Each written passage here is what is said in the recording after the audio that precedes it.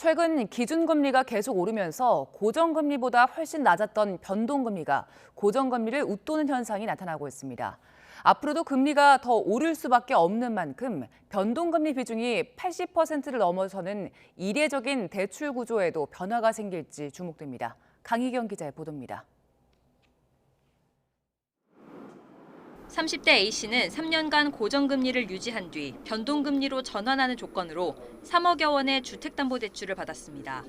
이제 6개월 뒤면 변동금리로 바뀌는데 은행에 가서 상담을 받은 뒤 고민이 많아졌습니다. 2.7%였던 대출금리가 최소 0.6에서 0.7%포인트 오르고 앞으로도 계속 오를 거라는 답변을 들은 겁니다. 월세나 아니면 전세 중에 집값을 이제 좀 저렴한 거를 구입을 하는 방식으로 좀 가든지 출퇴근 시간을 포기하고 더 멀리 가서 조금 저렴한 집을 찾아보는 방식을 하든지 그런. 대출금리는 미래에 대한 불확실성이 반영된 고정금리가 대체로 더 높습니다. 그러나 최근 기준금리 인상 여파 등으로 변동금리가 더 높아지는 역전 현상이 발생하고 있습니다. 실제 4대 주요 시중은행의 주택담보대출 금리 현황을 보면 국민은행은 사실상 같은 수준이고 다른 세 곳은 모두 변동형이 고정형보다 높습니다.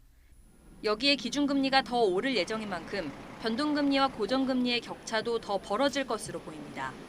기존 대출자들의 경우 변동금리에서 고정금리로 갈아타는 방안을 고려해볼 만한 시점입니다. 다만 은행별로 조건이 다른 만큼 강화된 대출 규제에 걸리는 부분은 없는지 중도 상환 수수료는 면제받을 수 있는지 등을 확인해야 합니다. 중도 상환 수수료가 혹시 있는지, 그리고 이제 DSR 때문에 대출 한도가 줄어들 수 있기 때문에 그런 부분들을 좀 따져보고 결정하는 것이 중요할 것 같습니다. 새로 대출을 받는 사람들은 고정형이 유리할 수 있지만 금리가 떨어질 경우 등을 대비해 유불리를 따져볼 필요가 있습니다. 지난 5월 기준 신규 가계대출 가운데 변동금리 비중은 82.6%. 본격적인 금리 상승기에 접어든 만큼 대출자들이 더 안전한 고정금리를 외면했던 이례적 대출 구조에도 변화가 생길 가능성이 커졌습니다. 금리 변동의 위험성을 누가 더 잘 관리할 수 있느냐? 당연히 금융회사가 더 잘 관리할 수 있단 말이에요. 오히려 금융회사가 그러한 변동 리스크는 관리를 하되 고정형으로 관리하는 것이 오히려 개별 대출자에게는 조금 더 유리한. 대출금리 8% 시대를 눈앞에 두고 조금이라도 이자를 아끼기 위한 대출자들의 고민이 이어질 것으로 보입니다. YTN 강희경입니다.